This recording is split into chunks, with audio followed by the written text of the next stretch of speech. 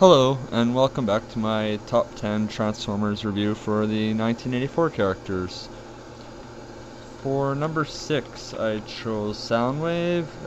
This would be the Soundwave from the television series, and I chose him really just because he's one of the coolest of the Decepticons. I always found him to be one of the coolest ones for his look as well as his personality. Well, somewhat of a personality, but I believe he was visually actually my favorite out of all of them when I was a kid, visually.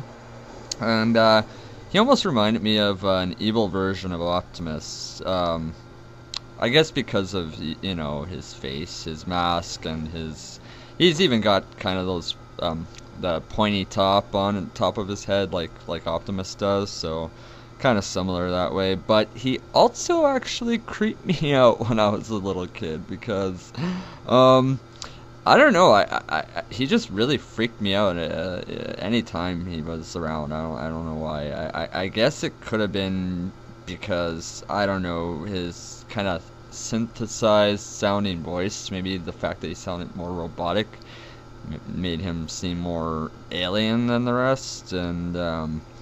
And he had that mouthpiece, that face plate or whatever that was covering, like basically 90%, or you could even say 100% of his face was covered because he didn't have the eyes and mouth and nose like Starscream and all the other ones had. He was sort of covered up, which maybe added to the creepiness. But I remember being so freaked out in one episode.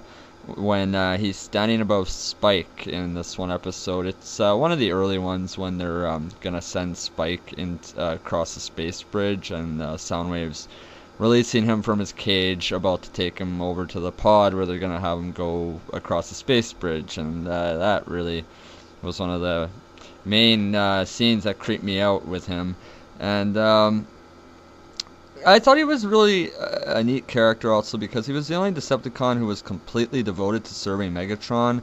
What the reason is, it's been debated in his profile as well as with fans, whether it's because he's so machine-like that it causes him to follow orders like a sort of drone, or just simply that he knows if he serves Megatron well, he'll be securing like a good position in the Decepticon hierarchy. And therefore, he's truly out for himself like the rest of them. He just hides it better.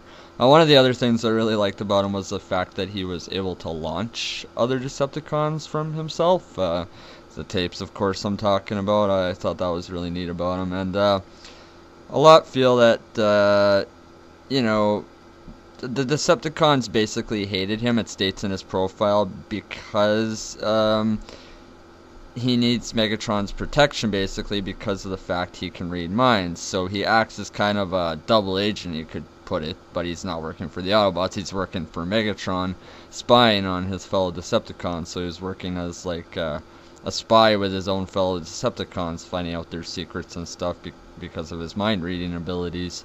And the other really cool aspect about him is something I've never heard anybody bring up, but that I noticed back in my mid-teens. This would be that if you look at his face closely, it actually looks like the Decepticon symbol.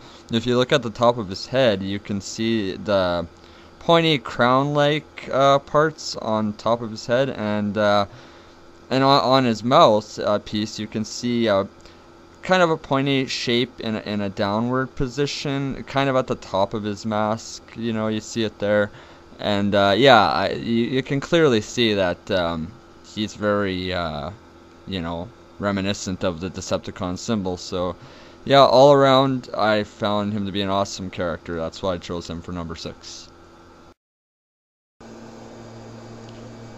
For number 5, I picked Shockwave.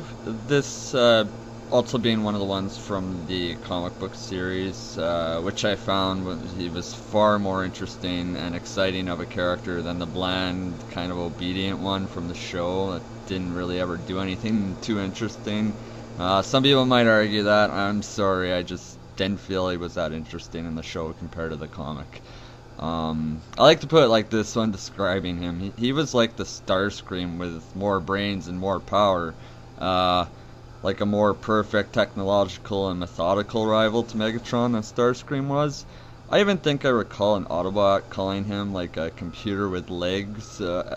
I also felt his abstract face with kind of that one piercing eye helped further this idea of him being more robotic than the others. And I remember him always talking about logic and giving everything an equation or hypothesis.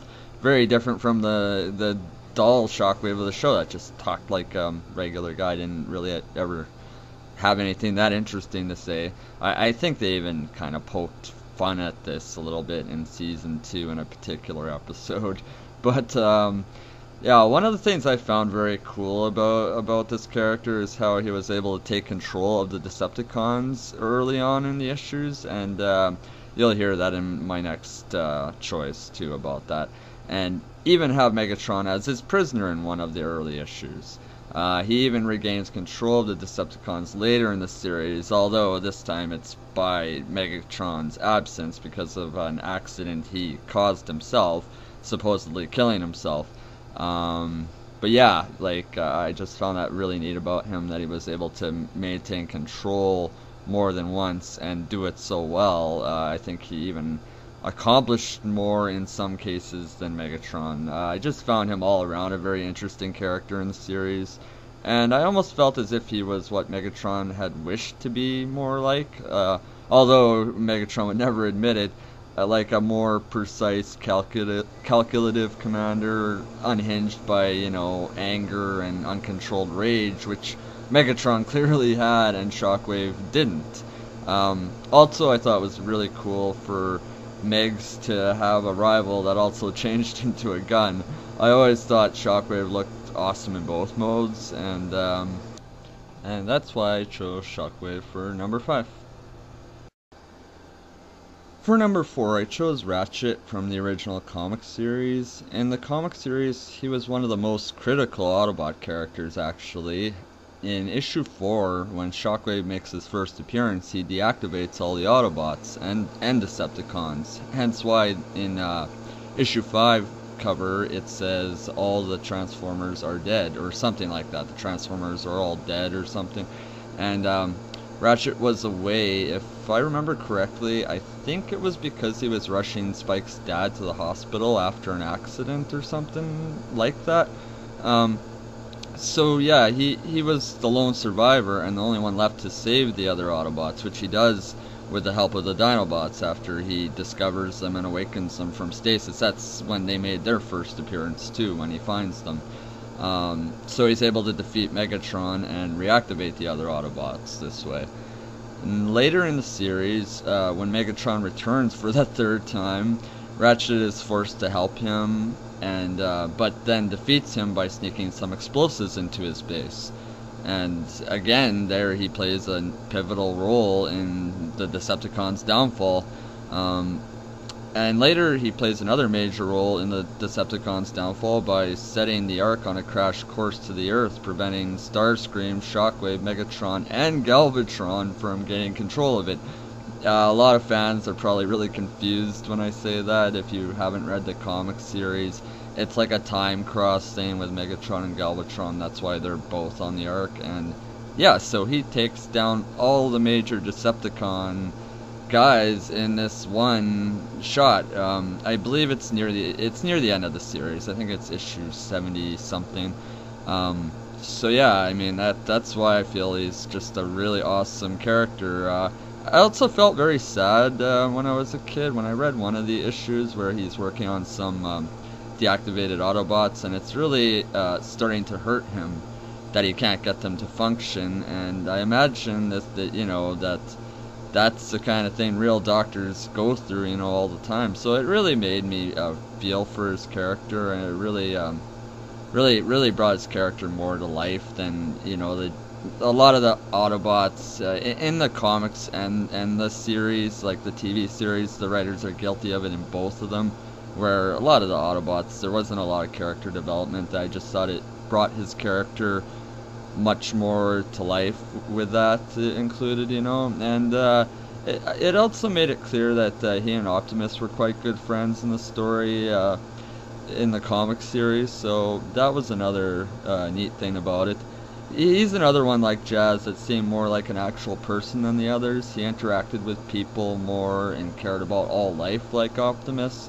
And I know all the Autobots are supposed to have this quality, but I just find it's way more visible in Ratchet and Jazz alike from the TV show Jazz. Yeah, I just find they just seemed a lot more human-like. He even drove around with Spike in the early issues like Bumblebee did in the show, so that's why I picked him for number 4.